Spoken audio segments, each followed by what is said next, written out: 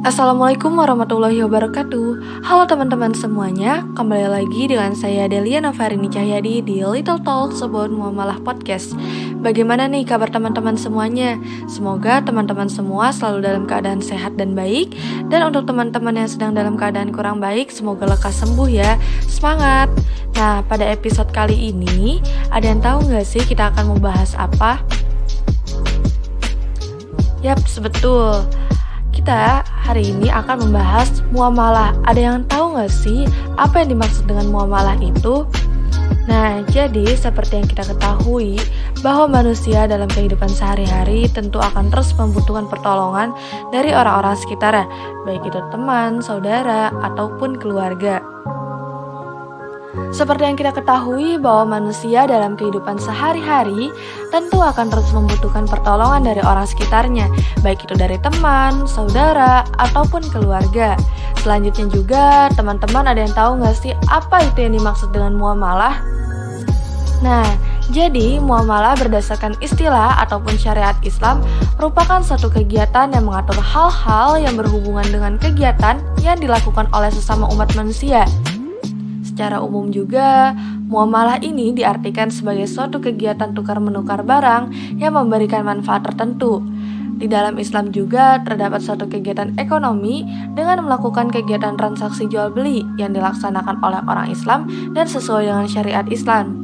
Nah, sistem transaksi jual-beli yang dilakukan oleh umat Islam ini biasa disebut dengan sebagai muamalah.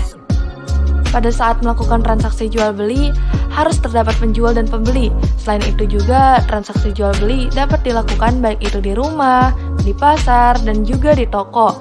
Karena pada saat ini, perkembangan teknologi semakin pesat, maka untuk melakukan transaksi jual-beli pun dapat dilakukan secara online, baik itu melalui komputer ataupun handphone. Selain itu, ada pun beberapa jenis transaksi yang termasuk dalam muamalah. Misalnya seperti sewa menyewa, jual beli, upah mengupah, dan masih banyak lagi. Apabila umat Islam melaksanakan atau melakukan transaksi yang sesuai dengan muamalah ataupun syariat Islam, maka dapat diyakini bahwa hidup kita akan terjamin, terutama juga pada saat kita menghindari perbuatan yang tercela. Misalnya, melakukan perbuatan yang curang, merugikan, dan perbuatan buruk lainnya. Selain itu juga, kita dapat mengetahui bahwa dengan melakukan transaksi yang sesuai dengan muamalah ataupun sesuai dengan syariat Islam, maka akan mengurangi terjadinya suatu konflik yang diakibatkan karena kerugian salah satu pihak. Maka dari itu, alangkah baiknya mulai dari sekarang kita melakukan transaksi jual beli menggunakan sistem ekonomi syariah Islam, yaitu muamalah. Karena dengan kita melakukan muamalah, kita akan mendapatkan keberkahan dan transaksi yang dilakukan sekaligus sama-sama mendapatkan manfaat dan yang terpenting tidak saling merugikan satu sama lain. Nah, selain itu, ada pun larangan pada saat melakukan transaksi muamalah. Yang pertama, yaitu larangan untuk melakukan kecurangan pada timbangan, kualitas, takaran, dan kehalalan. Di dalam Islam dikatakan bahwa pada saat sedang melakukan transaksi ataupun berdagang, dilarang untuk melakukan sesuatu yang curang dan sifatnya merugikan orang lain. Tidak hanya curang pada saat menimbang saja, akan tetapi juga melakukan kecurangan pada kualitas barang yang dijual, serta kehalalan barang yang dijual. Nah, yang kedua, yaitu larangan menggunakan transaksi yang dilakukan dengan cara yang zalim. Dengan tidak melakukan perbuatan zalim antara sesama umat muslim, maka perdamaian akan tercipta.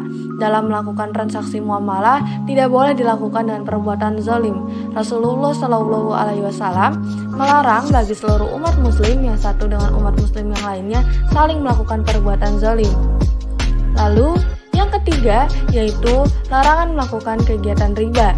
Di dalam Islam, melakukan transaksi yang mengandung unsur riba sangatlah dilarang karena bisa memberikan hutang yang lebih banyak. Kegiatan transaksi yang mengandung riba akan membuat seorang hamba kesulitan dalam membayar hutang. Hal ini dikarenakan bunga pada hutang yang harus dibayar, maka dari itu dalam Islam kegiatan transaksi yang mengandung unsur riba hukumnya adalah haram. Yang keempat atau yang terakhir yaitu larangan berspekulasi tentang berjudi. Larangan berikutnya yang tidak boleh dilakukan dalam transaksi muamalah adalah larangan berspekulasi. Transaksi yang mengandung berspekulasi dilarang dalam Islam karena keuntungan untuk kerugian yang diperoleh tidak jelas.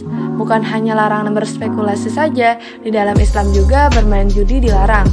Hal ini dikarenakan ketika berjudi kita akan mencari uang atau barang yang bisa dipertaruhkan, sehingga bisa merugikan diri sendiri dan pasti juga akan mendapatkan dosa dari Allah. Nah, teman-teman, itulah pengertian atau definisi serta larangan muamalah dalam syariat Islam. Semoga teman-teman mendapatkan pengetahuan dan pemahaman setelah mendengar dan menyimak podcast ini ya. Sampai bertemu kembali di episode podcast selanjutnya. Wassalamualaikum warahmatullahi wabarakatuh.